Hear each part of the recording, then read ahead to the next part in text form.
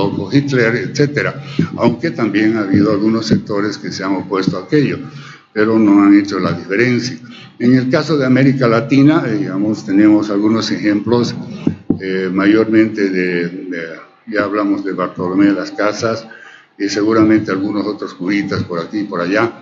En el último tiempo, especialmente a partir del año 1960, se dan algunos cambios en algunos sectores de la Iglesia Católica, especialmente en Latinoamérica, ¿no?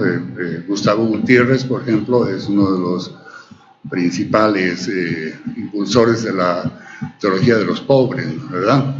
El arzobispo Romero en El Salvador, y tenemos alguna descendencia también acá de ese tipo de pensamiento que tiene más afinidad con la población explotada, que está sufriendo la explotación miles de años, siglos en Latinoamérica. Tenemos a Luis Espinal, ¿no? Creo que es uno del único jesuita que yo puedo hablar y decir, bueno, caramba, qué cura, ¿no? Él manifiesta a través de sus escritos y a través de su vida misma el compromiso con los pobres que ha tenido en vida aquí en Bolivia. No puedo decir lo mismo de otros jesuitas. Hay jesuitas que están a cargo de medios de prensa, Página 7, por ejemplo, Fides, la agencia de noticias Fides, que son realmente, yo no sé, permítame el término, son patéticas, ¿no? Porque por un lado hablan del mensaje cristiano y por otro lado están favoreciendo a gente que, bueno, comprobadamente han matado bolivianos, ¿verdad? Han matado bolivianos, tremenda cosa, el asesinato vil de gente desarmada, y hablar a favor de esa gente, bueno, a mí todavía me causa mucho conflicto interior. Digo, ¿cómo puede ser posible que alguien que predica el mensaje de Jesucristo puede continuar hablando a favor de gente que ha cometido la barbarie del genocidio? En fin, podemos hablar mucho sobre eso, pero veo que ha llegado aquí nuestro directo invitado y nuestra compañera que está aquí al lado, y no quiero tomar el micrófono. Muchas gracias, querido licenciado Tony, teólogo también de profesión y magíster en estudios interculturales. Bien, damos la bienvenida también al doctor Carlos Romero, que se nos une al equipo. Esto es Diálogo Político. Síganos a través de las diferentes plataformas digitales, a través de la página del doctor Carlos Romero Bonifaz y Noticias Primera Línea. Querida Jadra, buenas tardes. Tu primera mirada respecto a la Iglesia Católica. ¿Por qué? ¿Por qué tu primera mirada? Porque tú, como joven, como nueva generación, interactúas con tus compañeros, con tus amigos, con tu círculo, y seguramente muchos de ellos tienen una fe devota marcada. Entonces, interactúas en esa comunidad actual de tu generación, y explícanos cuál es tu perspectiva y tu primera mirada del rol de la Iglesia Católica, la Iglesia en general en Bolivia, en estos tiempos, en este tiempo post pandemia que te tocó vivir a vos, Jadra García. Saludar al compañero, al doctor Carlos Romero, ¿no? Y bueno, como empezaste diciendo, la Iglesia, la religión está metida actualmente en la política boliviana. De entrada, no debía meterse. Creo que si hablamos de la religión y nos enfocamos una parte en la parte creencia católica, ¿no? Creo que ella misma se contradice en muchas partes de la misma Biblia, ¿no? No comparto muchos versículos, muchas partes de ahí. Creo que, o más aún, gracias al compañero Evo en la Constitución, ¿no? En la nueva Constitución, Bolivia es un país laico, es un país democrático, libre, soberano, libre de creer en cualquier religión, en sus diferentes cosmovisiones y demás, ¿no? Tradiciones, etcétera. Creo, ¿por qué digo que se contradice? Por ejemplo, la religión tiene un fin, ¿no? Que es ayudar a los más desamparados, a exigir justicia. Claramente lo vimos en el golpe de Estado en 2019, que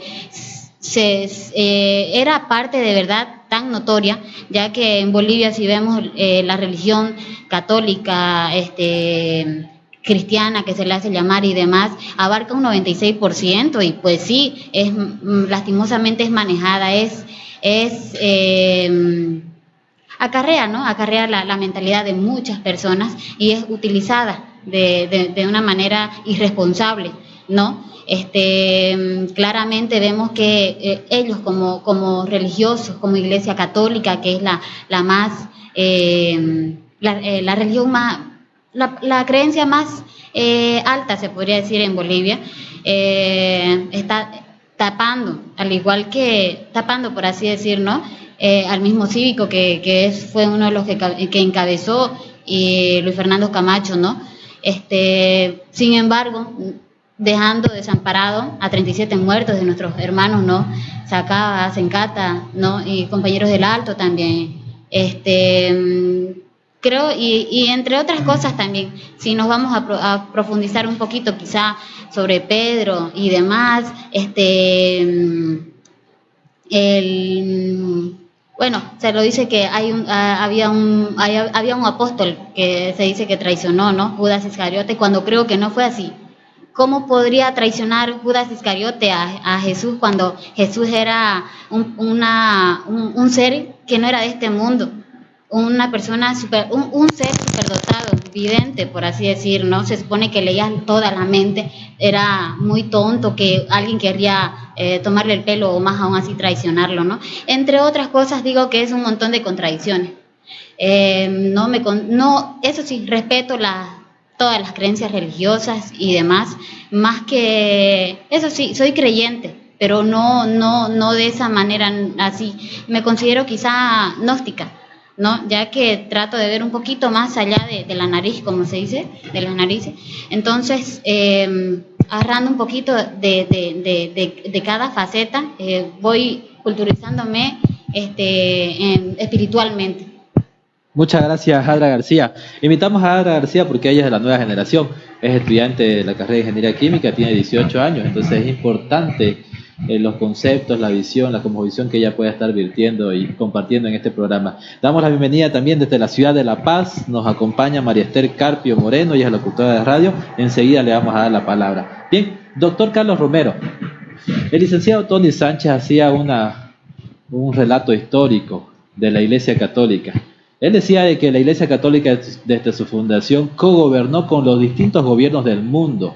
Por eso es la influencia de la Iglesia Católica en la colonización del Nuevo Mundo o de la América, de los países que hoy vivimos, de Bolivia y de todo el continente. ¿Okay? Entonces, la influencia de la Iglesia Católica es muy fuerte. La Iglesia Católica en Bolivia fundó conventos, fundó colegios, unidades educativas y las principales universidades de Sudamérica y de Bolivia también. Por lo tanto, es inminente la fuerza, la fortaleza que tiene la Iglesia Católica como institución moral en Bolivia. Entonces, ¿cuál es la radiografía política actual en este contexto, post y antes de la pandemia, doctor Carlos Romero? Muchas gracias, un saludo cordial a todos quienes nos acompañan a través del canal digital y las redes sociales. Saludar a nuestros dos panelistas. Ha sido brillante la exposición del licenciado Sánchez, que ha hecho referencia a varios tópicos que tienen que ver con el rol de la Iglesia Católica. Yo en lo fundamental estoy de acuerdo. Cuando hablamos de la Iglesia Católica o de cualquier religión, no solamente la católica, estamos frente a corrientes que pugnan por relaciones de poder. Es decir, esa es una primera hipótesis de trabajo, diríamos. La religión no es un factor ajeno a las estructuras de poder. En el mundo árabe, prácticamente la pugna entre religiones, en última instancia, es una pugna por el poder político. Cuando España llega a estas tierras, en 1492, 8 siglos había estado sometida al dominio árabe.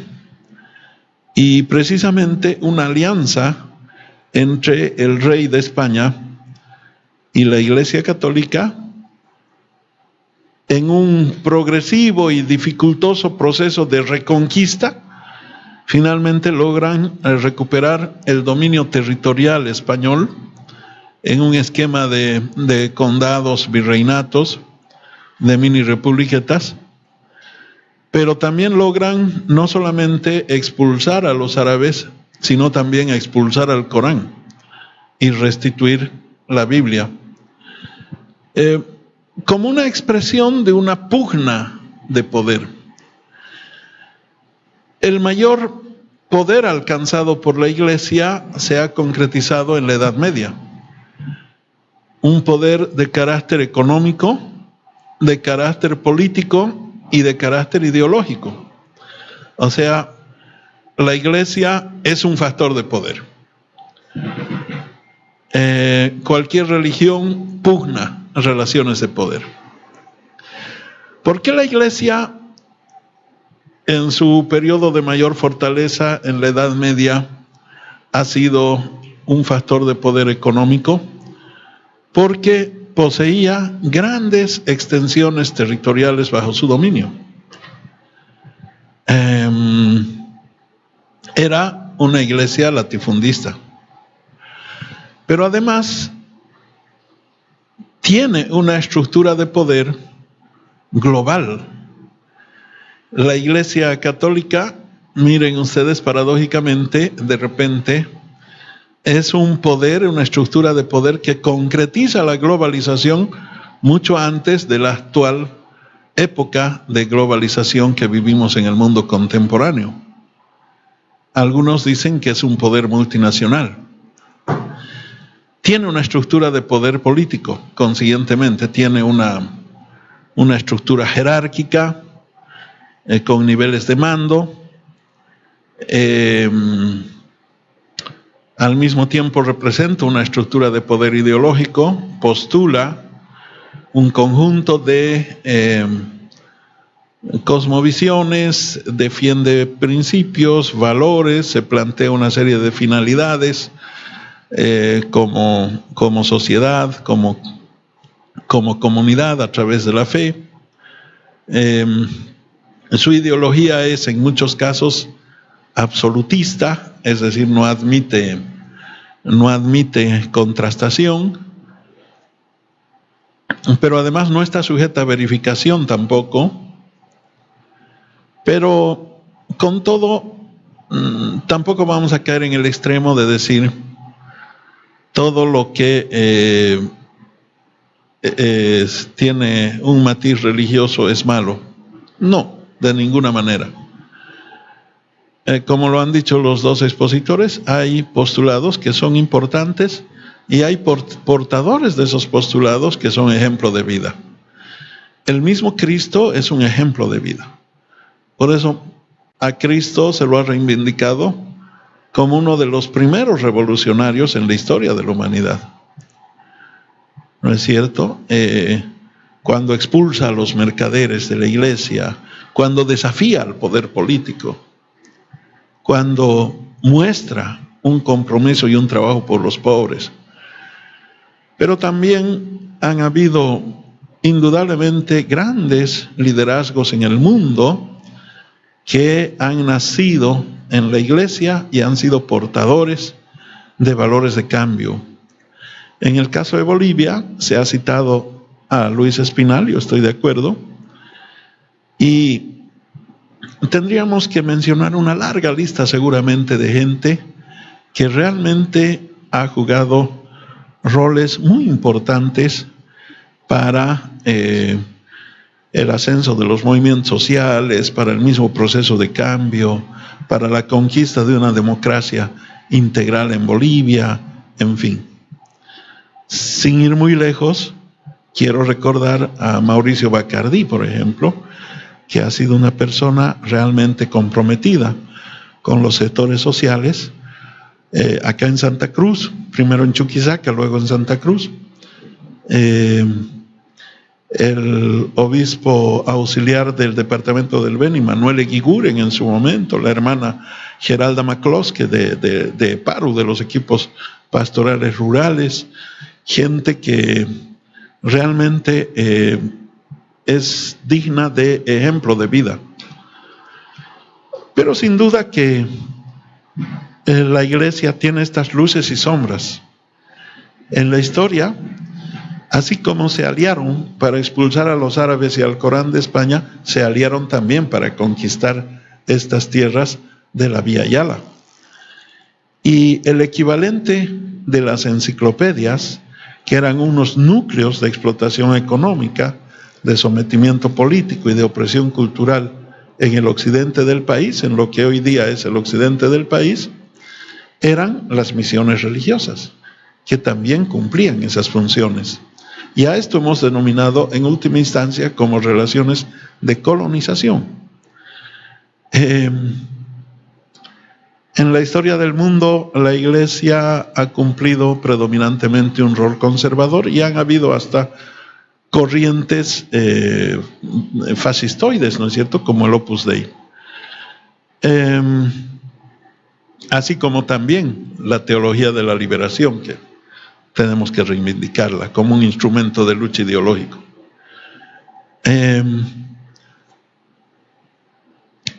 En el caso del golpe de Estado del 2019, evidentemente llama la atención una doble actitud, ¿no? Por un lado, se menciona, se denuncia con mucho énfasis durante muchos años que el gobierno de Evo Morales no era suficientemente democrático, etcétera, etcétera.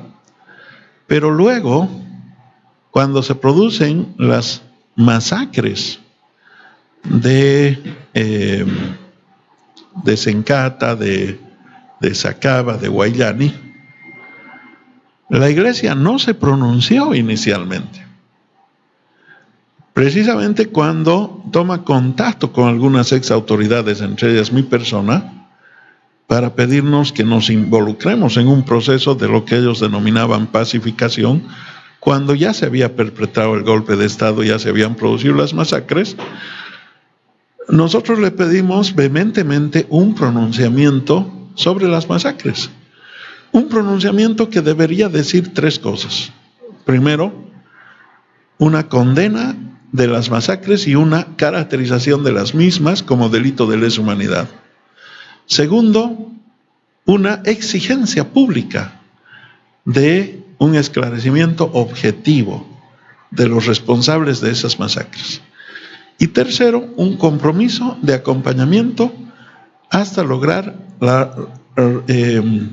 el establecimiento de sanciones penales de castigo para los responsables de esa masacre.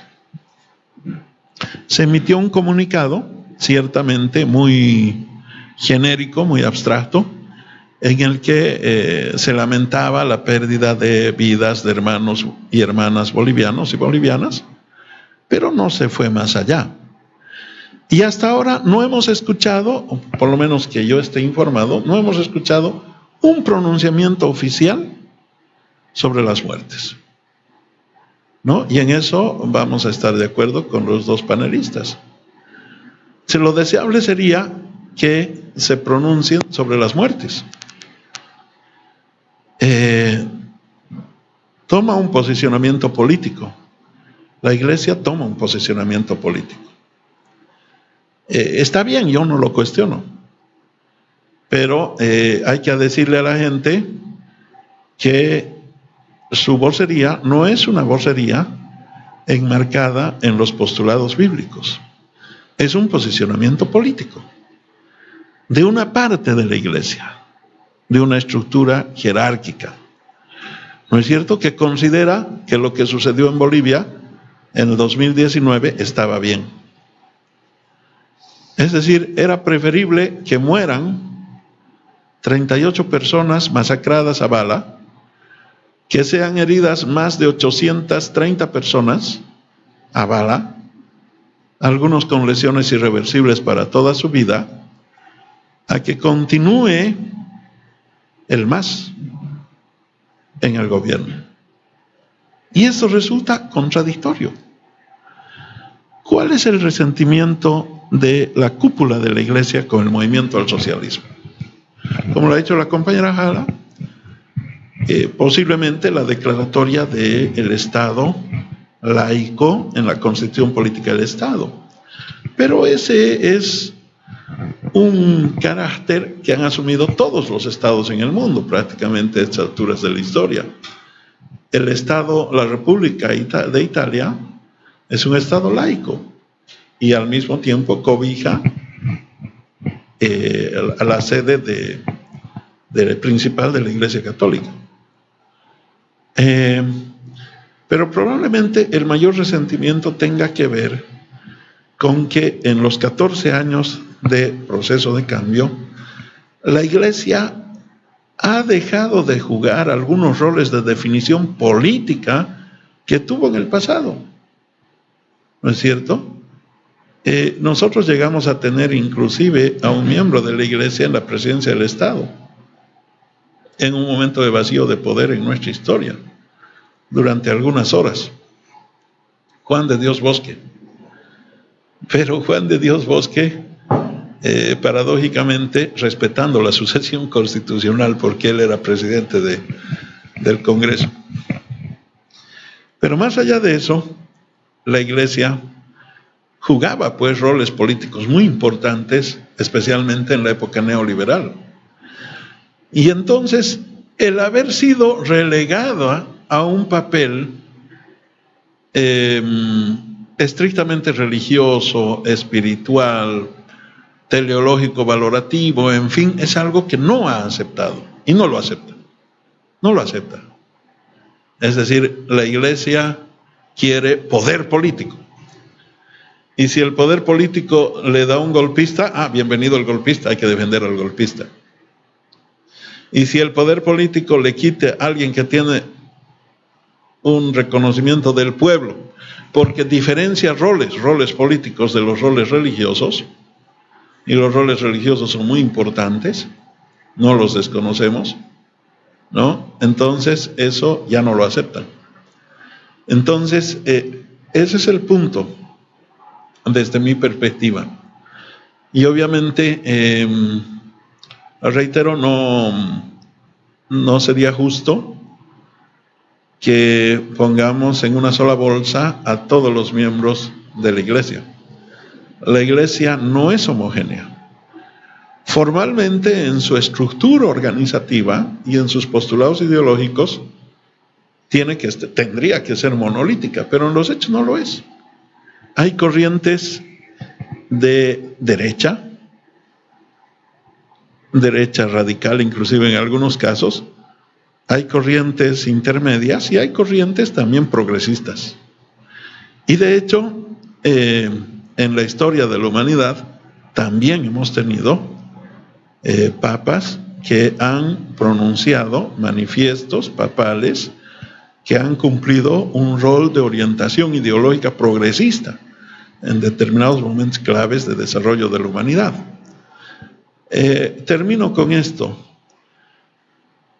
Siempre reivindico algo que aprendí de Fidel Castro. La religión se la practica. La religión no se la predica. Porque solamente predicar, ¿no es cierto?, significa pecar toda la semana y luego echarse un agua bendita el día domingo. Y esa no es la verdadera religión. La religión se la practica, como la practicó Cristo, como la practicó Luis Espinal, como la practicaron tantos líderes religiosos en la historia de la humanidad. Muchas gracias, doctor Romero, por su participación. En la segunda ronda vamos a estar abordando y profundizando el tema del golpe político de la Iglesia, ya de su actuación, de su actuar en el golpe del año 2019-2020. Desde la ciudad de La Paz nos acompaña María Esther Carpio Moreno. Licenciada María Esther Carpio, buenas tardes. Estamos en Diálogo Político, nos pueden seguir a través de las diferentes plataformas de la página del doctor Carlos Romero Bonifaz. Y de la página Noticias Primera Línea. Hoy es miércoles 23 de junio y qué anecdótico. Cabalmente es noche de San Juan, inclusive hasta nuestro calendario y nuestro cronograma de feriado, la influencia de la Iglesia Católica es tan fuerte porque San Juan es, como decía el licenciado Tony, es un santo local. Entonces, desde muchas perspectivas y en muchos lugares, la influencia de la Iglesia Católica en Bolivia es determinante y muy notoria. Bien, estamos desde la ciudad de La Paz. María Esther Carpio, buenas tardes. ¿Cuál es la perspectiva, la primera visión que tiene usted, licenciada María Esther, sobre la Iglesia Católica, su rol que ha jugado en estos últimos tiempos? María Esther Carpio, locutora de radio, nos acompaña desde la ciudad de La Paz. Bien, continuamos con nuestros panelistas que nos siguen desde la ciudad de Santa Cruz. Licenciado Tony Sánchez, se hizo una radiografía histórica, coyuntural, ideológica, política del movimiento de esta institución llamada Iglesia Católica, principalmente en Bolivia. Pero yo quisiera que usted, como teólogo, nos pueda narrar un poco el rol de la Iglesia Evangélica. ¿Por qué? Porque la Iglesia Evangélica ha cobrado notoriedad política, económica, social en el último tiempo, principalmente en los países de la región. Veamos el caso de Brasil, de Centroamérica, donde hay focos religiosos evangélicos que ya tienen representación política en los parlamentos locales, de centro y también gubernamentales.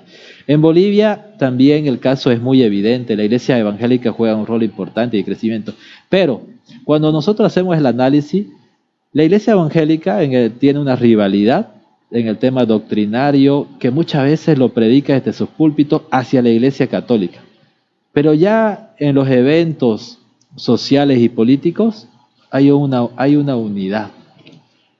¿Por qué? ¿Cuáles son los componentes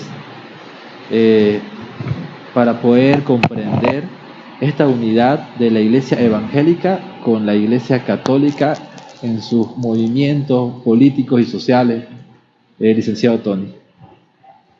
Bueno, gracias. Comenzaré citando las palabras del Cristo. Él dice, no pueden servir a dos señores, o amarán a uno o aborrecerán a otro. No pueden servir a Dios y a Mamón. Mamón era el dios cananeo de la riqueza. Entonces, bajo esta acepción voy a tratar de explicar el por qué la Iglesia Evangélica termina un rol de apoyo, de muleta de la Iglesia Católica, absorbida por ese interés. Habrá que decir respecto a la actuación de la Iglesia Evangélica que no es una actuación nueva, si bien en los últimos años ha venido a ser más pública, ¿no? Pero la actuación de la Iglesia Evangélica ya venía siendo, siendo ya hace más de 50, 60 años atrás. ¿Y cómo es que este sistema, esta estructura eclesiástica llamada evangélica llega a ser partícipe de no solo de los gobiernos, sino de una forma indirecta del poder económico? Bueno, esto surge a través de un cambio de la ideología, del enfoque ideológico que tenía inicialmente la Iglesia Evangélica. Nos vamos a ir siglos atrás con la Reforma Protestante del siglo XVI, que va no solamente a través del monje Martín Lutero, sino Ulrico Zwinglio, Juan Calvino, etcétera. Pero ¿qué pretendían aquellos monjes, esa parte de la Iglesia Católica? Hacía referencia el invitado Romero acá, de que hay sectores que son más afines a los pobres y otros más sectores a los ricos. En esa época se vendían las indulgencias. ¿Qué eran las indulgencias? Había que pagar para conseguir el perdón de los pecados de las almas que estaban en el purgatorio, es decir, en el intermedio entre el cielo y el infierno. Entonces, esto llegó a ser un negocio, un pingüe negocio para las arcas papales. Principalmente esto, bueno, se conoce más de esto, pero hubieron otras observaciones de un sector de la Iglesia Católica, de gente de la Iglesia Católica, sacerdotes de la Iglesia Católica, y se dio lo que se llama la Reforma Protestante, que es de donde viene la Iglesia Evangélica. La Iglesia Evangélica tuvo sus bemoles en Europa, nació en Alemania, y bueno, incluso hubieran guerras religiosas entre católicos y protestantes, posteriormente ya llamados evangélicos, y originaron migraciones principalmente a las costas del Brasil, Argentina y los Estados Unidos y Canadá principalmente, de miles y miles de evangélicos protestantes huyendo de la persecución católica. Pero este asunto que tenemos aquí en Bolivia lo hemos heredado no de Europa, hemos heredado la religión evangélica a partir de las misiones protestantes norteamericanas. Esta es la característica principal de la religión evangélica en Bolivia. No somos europeos, exceptuando las colonias menonitas, ¿no?, que vienen de la corriente de Juan Menon, que en Alemania, Holanda, etcétera. Pero en su gran mayoría la religión evangélica, que creo que llegaba al 17% en el último siglo, y ha ido creciendo cada vez más, merced a la llamada teología de la prosperidad, etcétera, que corresponde pues a la necesidad humana de prosperar, vistos y considerando la incapacidad política de los estados de satisfacer las demandas básicas del ser humano. Entonces ahí aparece la religión astutamente para ofrecerles lo que no pueden lograr a nivel político. Entonces dicen, bueno, nosotros les vamos a dar esto porque Dios les va a bendecir, ¿no?, entre comillas, si ustedes también cumplen con nosotros a través de la política del diezmo, etcétera. Volviendo al tema, la religión evangélica viene aquí a Bolivia a finales del siglo XIX y posteriormente en el siglo XX, pero viene bajo una doctrina ideológica política, no viene necesariamente como debiera venir un misionero protestante, es decir, con el mensaje de Jesucristo, simple y llano, bíblico, sino viene también con un interés político. Se lo conoce como el destino manifiesto. El destino manifiesto, o la doctrina Monroe, surge en los Estados Unidos y es una teología y una política de expansionismo fundada en en principios, entre comillas, bíblicos, que pretende mostrar a la nación norteamericana, a los Estados Unidos, como nación mensajera de Dios. Es decir, todo lo que haga Estados Unidos, principalmente en Latinoamérica, es por encargo divino, ¿me entiende? Primero llegaron los españoles a título de cristianizar a los indios, algunos creyendo que los indios eran subhumanos, y ahora le tocó ya en la parte republicana ejercer un dominio de índole religioso espiritual a los bolivianos, en este caso a los latinoamericanos, a través de las misiones protestantes. Es decir, capturar a las personas, hacerlas presas de una doctrina que, si bien iba acompañada de valores que son positivos, como dijo aquí el compañero Romero, las religiones traen ese bagaje, ¿no es verdad? Traen una carga muy positiva a nivel de valores, pero también traen la otra carga. Eso es lo que tienen todas las religiones, un interés meramente humano y pernicioso, individualista y egoísta. En el caso de la religión evangélica viene pues a través de las misiones protestantes, y se puede ver esto de una forma evidente en las diferencias que se pueden tener y tienen hasta el día de hoy los misioneros norteamericanos. Es decir, un misionero norteamericano gana alrededor de $4,000 a $6,000 mensuales, Yo hice una maestría en estudios interculturales y misiología. Tuve buenos maestros, algunos de ellos norteamericanos, pero verdaderamente cristianos. Y me contaban de que ellos al venir acá se sentían muy incómodos, ¿no? Justamente por el nivel elevado de sus ingresos y, por supuesto, el nivel de vida, el estatus más alto que el pueblo boliviano. Entonces, esta figura se ha mantenido continuamente. Hay excepciones, por supuesto que hay excepciones, pero en su generalidad se heredó aquello, los pastores bolivianos como dependientes de una ideología o de una misión protestante evangélica que venía del norte.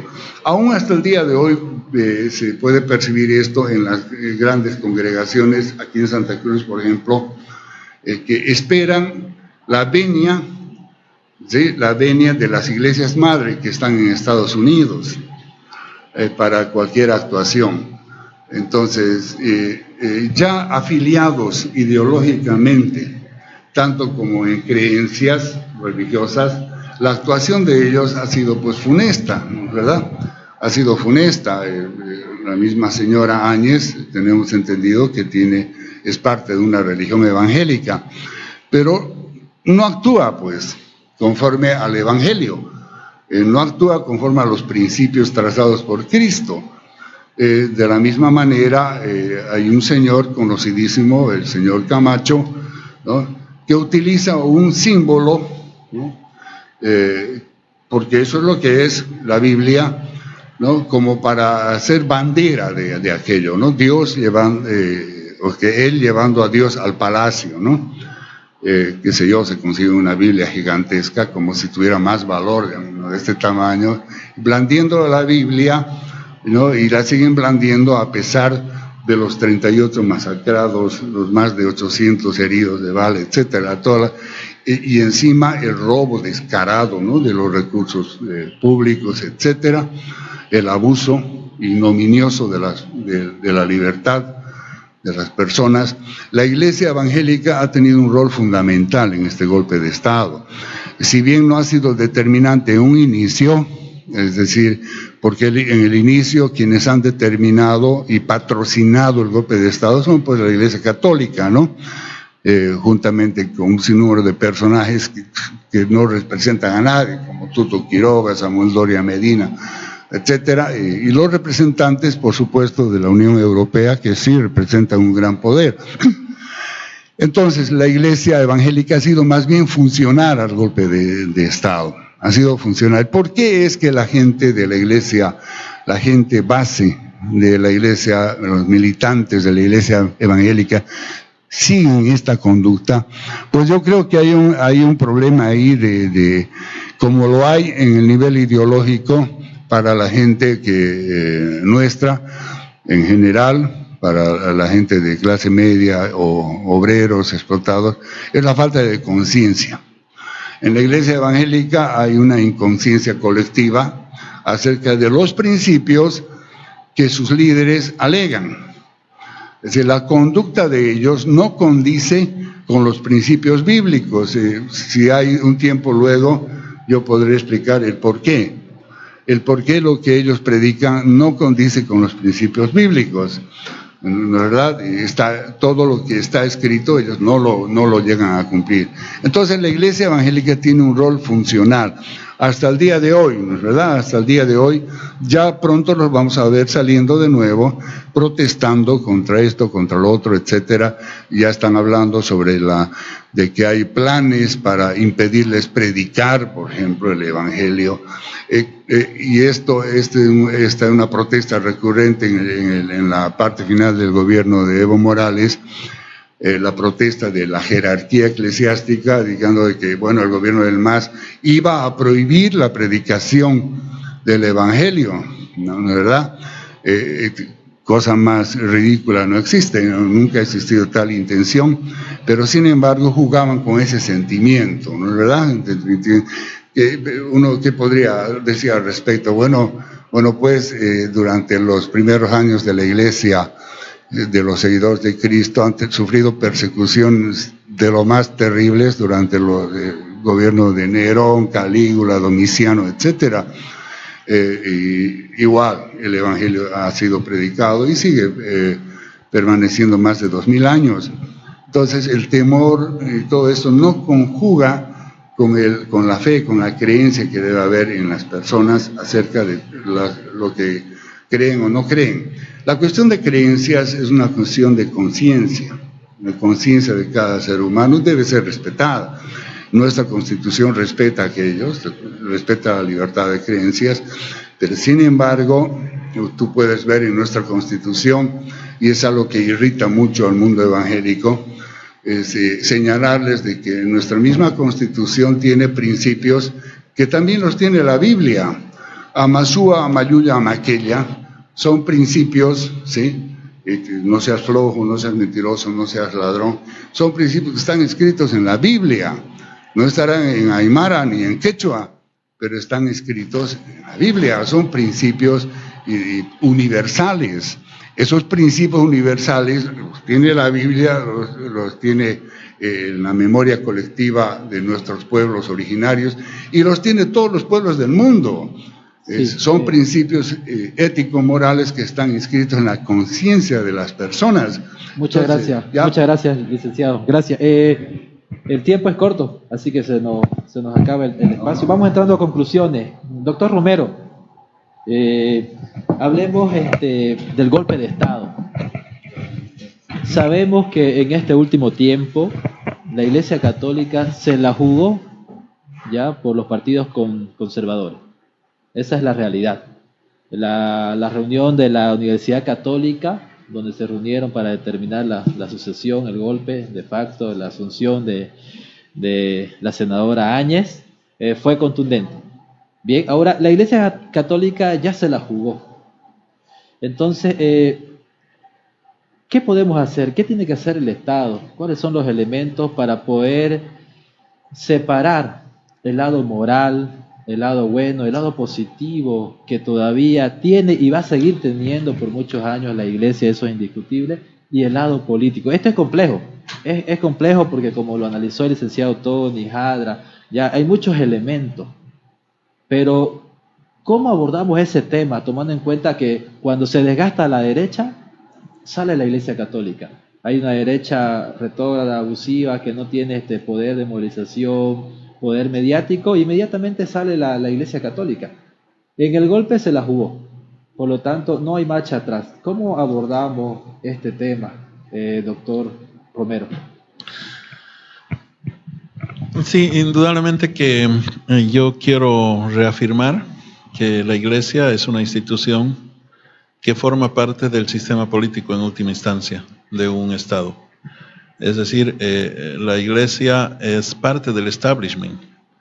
Entonces, en algunos momentos seguramente tiene una mayor capacidad de toma de decisiones, como ocurría con los partidos tradicionales.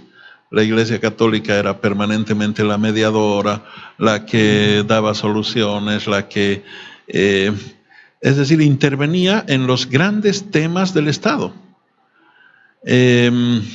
Ese desplazamiento de su rol por un sistema político que es diferente en la nueva Constitución, donde la interlocución se establece de manera más directa con sectores sociales, con movimientos sociales, etcétera, etcétera. La democracia misma adopta una nueva concepción, ¿no es cierto? Ya no es solamente representativa, sino también es deliberativa en sentido amplio, pero también es participativa. Entonces, obviamente, la Iglesia siente que pierde poder político, pierde por lo menos una cuota importante de su poder político.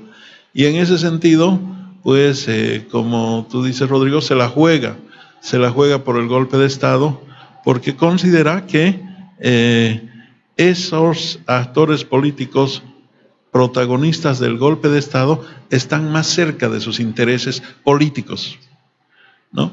Entonces, obviamente que nuestra concepción no cambia. Hay una Constitución como decía el licenciado Sánchez, que postula la libertad de creencia, la libertad de conciencia, la libertad de pensamiento, la libertad de expresión, la libertad de opinión, la libertad de asociación, de reunión, etc.